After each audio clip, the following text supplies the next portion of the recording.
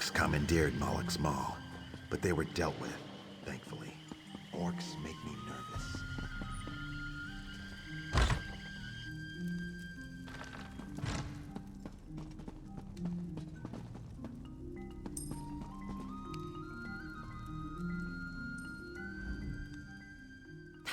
You're back! Fabulous! Some of my missing friends already tracked me down, telling tales of a daring, fiery rescue. Marvelous! What happened out there? So the Deadwater tribe helped you after all? What a fascinating development. Between your heroism and Jaxic Orn's raw strength, I'm sure you showed those brutes what for. I hesitate to ask, but what did the Blackguards learn about the Remnant? Well then, there's not a moment to lose. We will redouble our efforts. We cannot allow those thugs to claim something as valuable as the Remnant.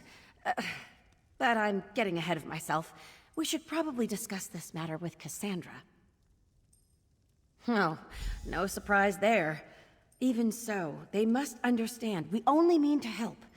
Zukas knows my motives are pure, and this Deadwater warrior proved she's willing to collaborate when the situation requires it. We'll win them over. I'm sure of it. So, you return victorious. You have my most sincere gratitude, and that of the explorers you rescued. Now, as to the Blackguards, we should assume that they learned a great deal from our friends and the Deadwater warriors. Wouldn't you agree? Unfortunate. I can tell you as an expert of Argonian archaeology, the idea of one of those ignorant thugs handling such a valuable antiquity makes me very uncomfortable. Did they mention why they seek this thing? I have some experience with wealth. Jangling gold in front of a pack of cutthroats is an act of crude desperation. This person is either a fool or a victim of some obsession. In either case, we cannot let this remnant fall into their hands. We can discuss that in a moment.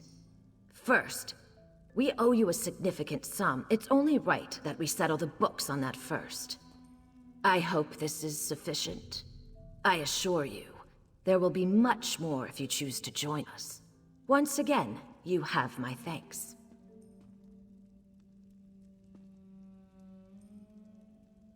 You've done a great deal for us already. I wonder if you're willing to do a bit more.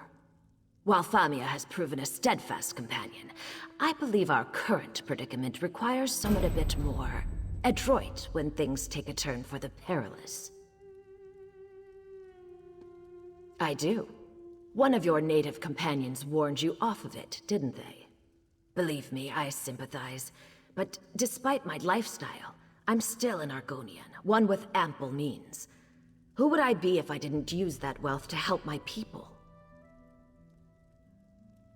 Yes, you are clearly the best at what you do. I can think of no one more qualified to lead this endeavor. You and Zukas have grown close, correct? He knows a great deal about the Remnant, I'm sure. Please, convince him we only want to help.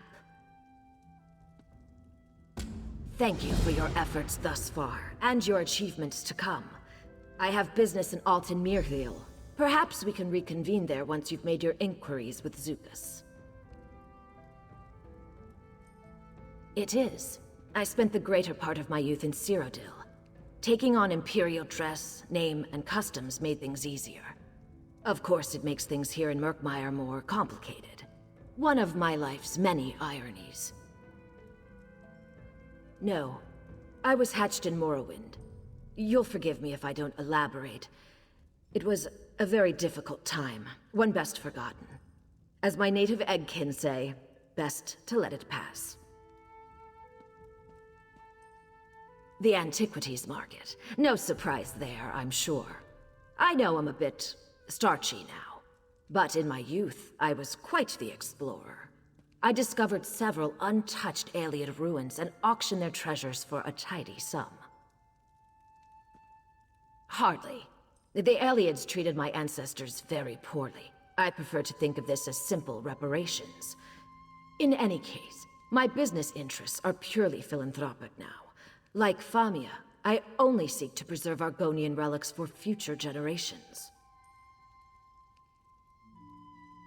It is, in fact. You have a very keen eye.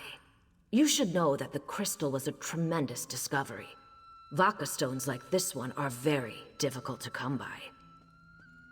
Famia didn't tell you?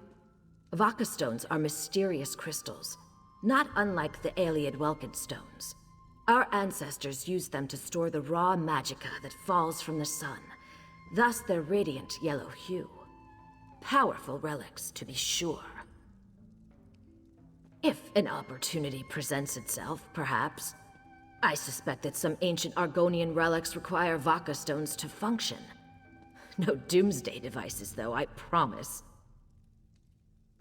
An item of tremendous historical significance and arcane power. Very little scholarship exists on the subject, but I do know a little. Argonian elders often referred to it as a sacred egg, or Zothithal. Eggs always contain something, right? Answers. About the Hist, their beginnings, their powers, their intentions. All I know for certain is that it does not contain simple coins or ancient bric-a-brac. The Remnant is a vessel for great power. We must be cautious and well prepared. Whatever is best for the people of Murkmire. I won't act without their consultation if that's what you're worried about. Again, I may be something of an outsider, but I am still an Argonian. This isn't some purely academic matter for me. I honestly couldn't say. Most of that history was beaten out of my exiles by the Dark Elves centuries before I was born. Slavers take great pains to destroy our racial identity, you see. Makes us easier to control, I suppose. You mean, has the Hist spoken to me? I'd prefer not to talk about that right now. A conversation for another time.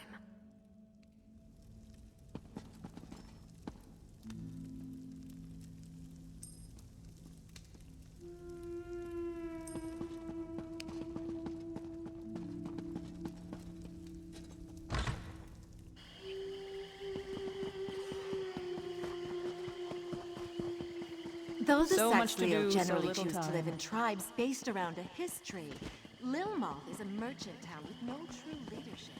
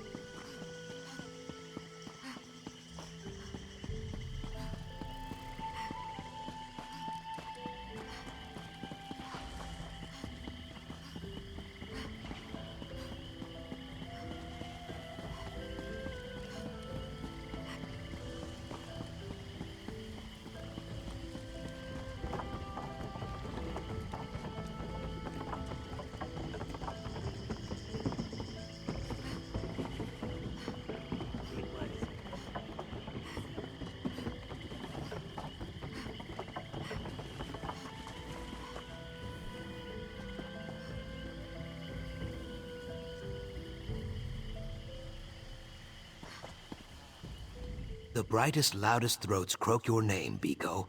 This makes it difficult to sleep, but under the circumstances, I think I can forgive you. That business with the egg tenders was no midday wallow. Now, we have something to discuss, I think. Of course you do. This matter of the Remnant, you must understand, it is fragile as a marsh robin's egg. Even so, I trust your heart, and truthfully, we could use the help. Brightthroats are negotiators, not warriors, and war is brewing. All answers lie with the Hist. It is just a matter of hearing what it has to say. Chimemaker Shuvu can help us. Our Hist speaks through the wind, you see. Its words rustle through the boughs, and our chimes sing out its counsel. Poetic, right? Old Shuvu spends his time in the glade of chimes, to the west of the village. In my youth, I would spend all my time listening to the chimes. It is a very good place. If you go there now, I will join you. You will like Chime Maker Shuvu, I think. Very wise and very pleasant. Like one of your gray-muzzled bark dogs. Let's make our way to the glade. The Remnant. It is not a thing known, but a thing felt. Like rain on the shoulders, or a brief whiff of cinnamon grass. Difficult to explain to outsiders, I think. Ha, this is fair. When I was a hatchling, a very old Nahish elder told me a story about a lost tribe, one that lived far away in houses of stone. She did not speak about the Remnant, but its name swelled in my heart. I do not know why. My knowing tree is barren. Sorry, Biko. Better to learn these things together anyway. For you, at least. Just think, if I knew where the Remnant was, I would probably have hidden it by now. Then you would never get to see it. Is the name not clear? It is a glade. It is full of chimes. Some people think that the Hist speaks to us, just as I speak to you, using words, you see. We call this kahupwo, the mouth talk. Very rare, Biko. Most Hist speak without words. In Brightthroat Village, the Hist speaks through chime music.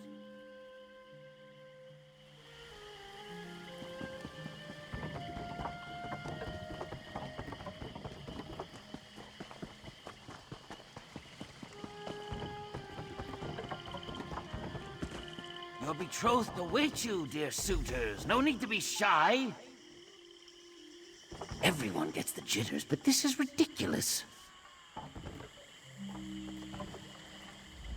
Is that... little Zukas. Come to visit your old friend in the Glade of Chimes? He is always so busy now. I recall when he stood only as tall as the Kepo grass. And you, Xavier, what can this stiff-legged crafter do for you? Remnant of... My. This is no small question, Zuka's friend. Look around you. Each of these chimes sing out a tangle of melodies, but only one tangle. One chime speaks of eggs and hatching. Another jangles about death and journey's ends. The Ogel is clever, Zukas. Yes, my hands gave birth to every chime you hear. But the Remnant, only one chime can sing its truth. One made by sun-blessed hands in an old time. Older than my egg mother's egg mother. A chime as old as our tribe. Locked away, hidden under mud in lost memories. Understand, our exiles did not want this truth drifting free on the wind. But Zukas trusts you, so I will trust you. Go to the Wither Vault, claim the chime. We will learn its truth together. The Wither Vault is well north of the village. I would guide you, but my knees grow stiff as kindling wood. Little Zukas can aid you, I have no doubt. Be warned, even Brightthroats who know the mire like their own scales face danger there. Since before he hatched, I called him the Little Stump. He would plant himself at the foot of the listening tree and stare up at the branches, listening, always listening. I thought he might take my place one day. You should ask him. Treeminder Pavu saw the old sap in Zukas. She made him a root herald, and his days grew short and lean like an underfed guar. Eventually, he had no time to listen anymore. All is as the Hist wishes it to be. One day, when he has grown old and thin like me, he may return to the glade. Until then, he does the tribe's work. There is no shame in that. None at all.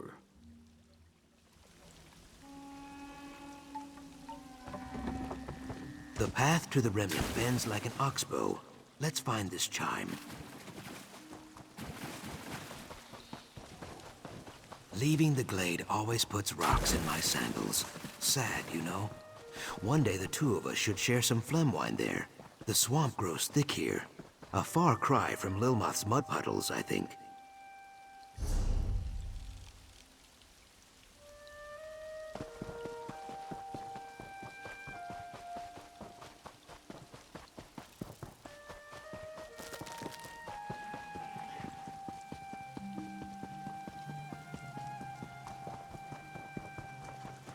Verona? Drula? Where are you two?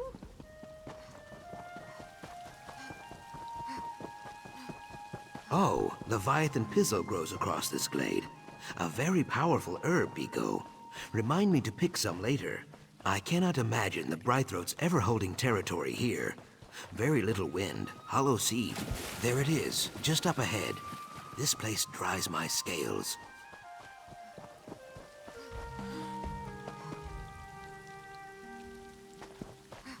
No good thing comes from stone. Let's make this quick.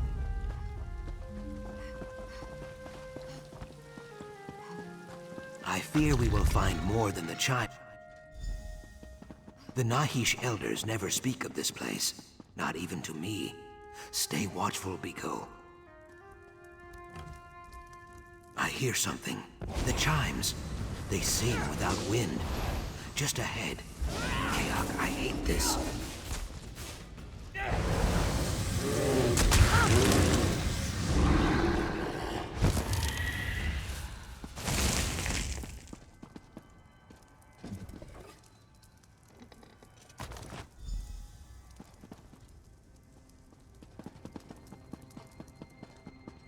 Good work, Biko. Let us get back to Brightthroat Village.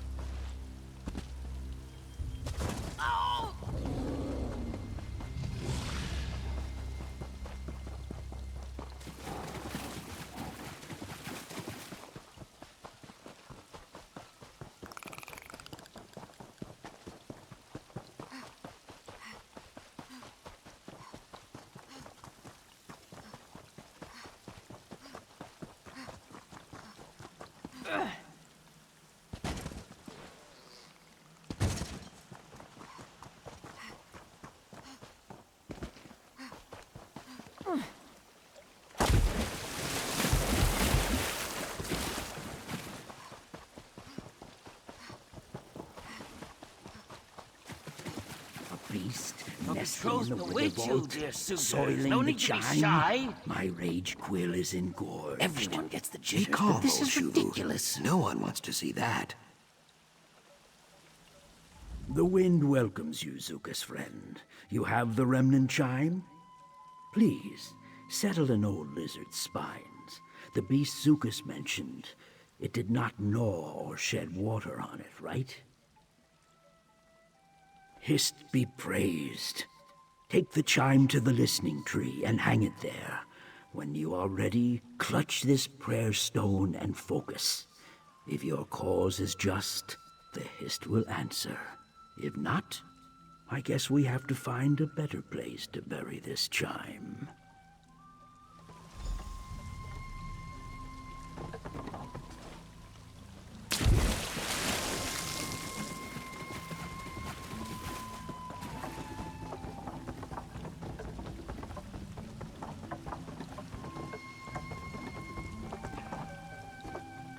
Perfect.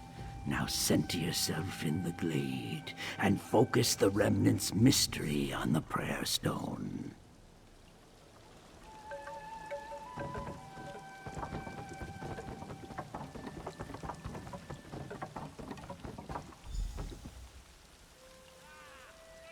We seek your guidance and ask the blessing of your song.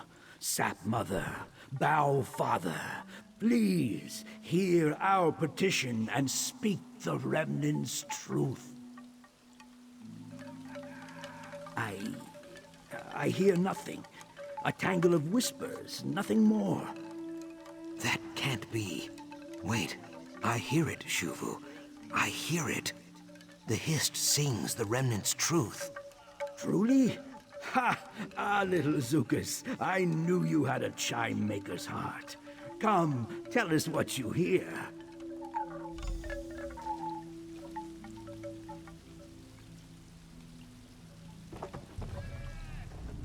I am confused. Shuvu is the wisest listener in the tribe. How could he hear nothing when I heard it so clearly? He is very old. Maybe he just needs his ear cavity flushed. Smoke of stars to see what once was seen. Sunless sap to hear what once was heard. A bramble of words. I appreciate the hist's poetry, but this is not an ideal time for it, I think. I do not know. Hopefully Shuvu can teach me how to decipher the words. It will take time, but I will find you if I learn more. Perhaps friend Famia could help also?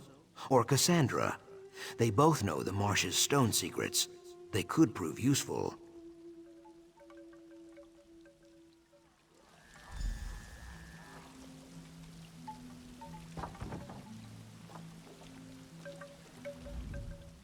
This is what I'm talking about. How hard is it to boldly strut up to a stranger and express some interest? You get it. If we had more suitors as stiff-spined as you, the ceremony would be well underway. The bonding ritual? Are you not here to witness our most sacred tradition? It's a beautiful, lively affair. Usually. Our guests have not seen fit to join us for the ceremony. Hist knows we have been gracious hosts to the suitors of our neighboring tribes, plying them with feasts and phlegm wine. But now that it's time to renew vows of kinship, their limp is wilting lilies when they should be rising to the occasion. Normally, the Black-Tongue tribe are eager to participate. Many a Brightthroat can call the Black-Tongues their root kin. But the only thing Wakumat has been quick to provide today are excuses. I hope he'll be more forthcoming with you. Oh no, he is a bearer of Russell the Infirm. Russell is a frequent visitor and suitor, beloved sire to many a Black-Tongue and Brightthroat since before my egg mother was in her shell. Normally he would be first in line for the bonding. It's true, Russell must be carried about by his bearers for most everything. But before the bonding, he's like a Saxhleel possessed. His vigor is legend. Last season's bonding ended with his bungalow stilts driven flush to the ground. The others are new to me. Bihuna is one of the Root House people, so if she puts hands on you, it isn't a romantic gesture. Hold tightly onto any familial jewels. Dite, on the other hand, is as inscrutable as any moss skin. Never the ghost people or stone pile people, certainly. We used to see more of the mire dancers and copper eyes, but we haven't seen much of them since they were taken to Mazatoon, and sadly the dead water remained distant and reserved as always. Our longtime allies, the Black-Tongues, the Moss-Skins, and the Root House people. They aren't normally so apprehensive. The Black-Tongues dwell in the shadow places, giving praise and offerings to Sithis. They take great pains to ensure as many of their clutches are born under the sign of shadow as possible. Perhaps too much, but I would not question their methods. Only when I'm reminded that they know every root and flower's killing secret, all the more reason to welcome them as friends, yes? You'll find no more attentive parents outside the Brightthroats, and they are great alchemists and gardeners also. We welcome them with open arms, of course, but only after our valuables are carefully tucked away. They take what they want by quiet theft or intimidation. Failing that, they take it by force. Better to give what you can afford to lose. They are brutes, yes, but useful brutes when war winds blow. Their strength rivals that of the Dead Water tribe. They just lack the Naga's wisdom. In the end, they are still our neighbors. Better to welcome them as friends than face them as enemies. The Moskins value peace above all else, and peace without requires peace within. They go where the river takes them, no matter the circumstances. Of all the tribes, they are the most serene. Death, war, lean years, nothing ruffles their frills. More indifferent. All the world's horrors, the quiet fears that keep men in Mur awake at night, all of it rolls off their backs. People think we Brightthroats take things in stride.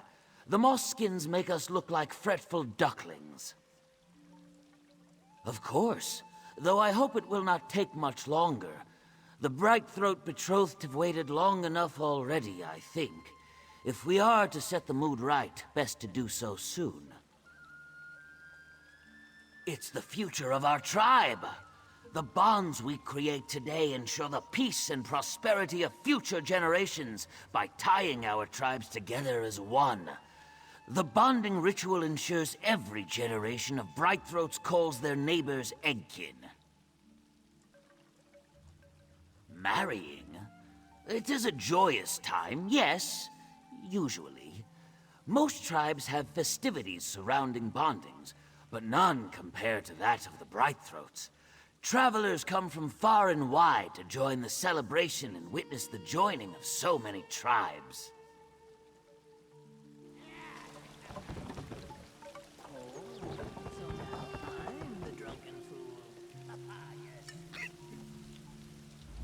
Do not crowd us, Ojel. You will disturb Ruzo's focus. Never. He is dead. He entered a trance to steel himself for the dread-fathering elixir, but after we administered the potion, he never awoke. It seems Sithis felt Ruzo had children enough. Our most potent mixture, brewed to ensure even these Brightthroat bonds are blessed by the great creator.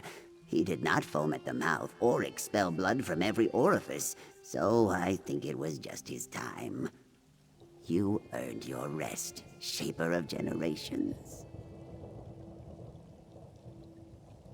No one could fill the void Ruzo left behind.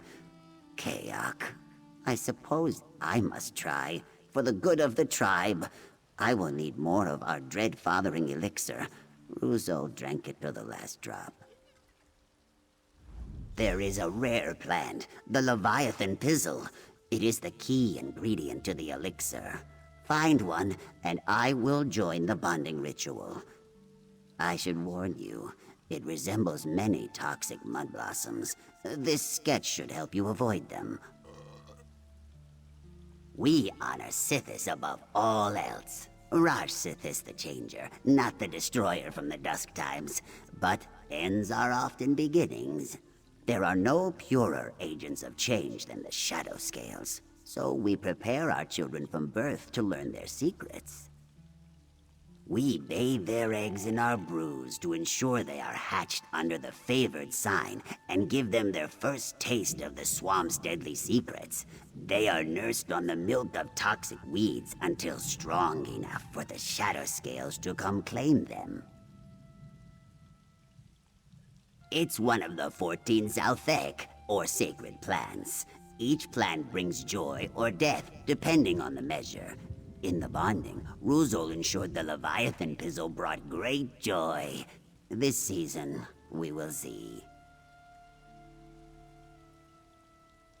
Because there was no better choice. There has never been a Blacktongue who could drink as deeply from the dread-fathering elixir and live to see his children grown. He was frail in all other pursuits, but in the bonding, he was a divine tool. More than anyone has had reason to count. He was but a young whelp when his talent was discovered. Half of Murkmire may bow their heads as we bear his body back to our Hist.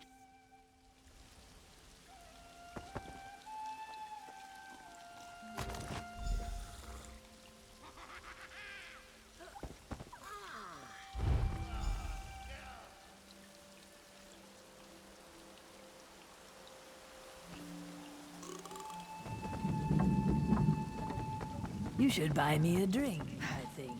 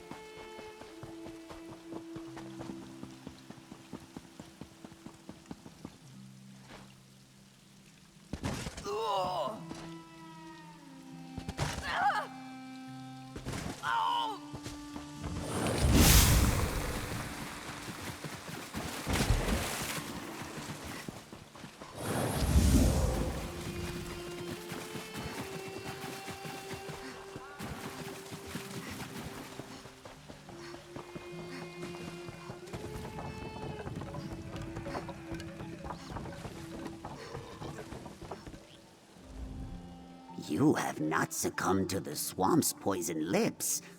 Was the pizzle jutting out from the short grass as I described? Oh, this one is aptly named. Let me add it to the mixture I have already prepared. If I survive, you may tell Topeth I will do my part. All right, it is finished.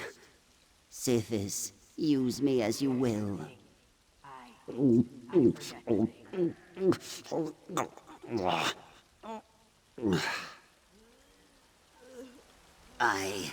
am warmed to the core by the presence of the Dread Father. Can you not hear my heart throb as I swell with his power of creation? I carried Russo to prepare me to bear his legend. For the Black Tongues I will sow 1,000 generations.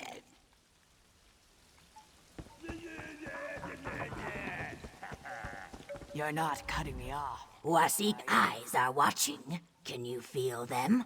I do not like it. I do not fear the limp fins. I want my dowry. I took it from my betrothed fairly. I want it back. Guards took it, hid it from me. Topeth tells me my betrothed has gifts for me instead. But I do not want gifts. I want my dowry. I would take it back, but I am watched. Because it is my dowry. The Hist meant it for me. Bright throats do not understand this. If they will not respect our custom, I will not respect theirs. No dowry, no bonding. The Wasik goods keeper took my dowry to the storehouse for keeping safe. Go find it. It is our way. The Root House people do not make. When we need meat, the swamp provides. When we need crafts and treasures, other tribes provide. The Hist compels them to make these things. They do not know that the Hist means for us to take them. If I leave out a bowl of slug paste and a nettle toad eats it, this is no theft. The Root House people heed forces greater than Limpfin law. The Brightthroats do not see. It is the will of the Hist that I have my dowry. Root House people do not ask. We claim. The Root House people do not build. If the Hist wants us to have a village, we take one. In an old time, we claimed this village, but we tired of it, so we burned it down. Yes, why would we not? My Goldweed Exile always says, burn what you cannot carry. Otherwise, the tribes will not make new things. Of course, the Brighthroats remember to forget. Would you have them drag grudges like stones? That is the Dryskin and Stone Dweller way. Your questions are dry and stupid.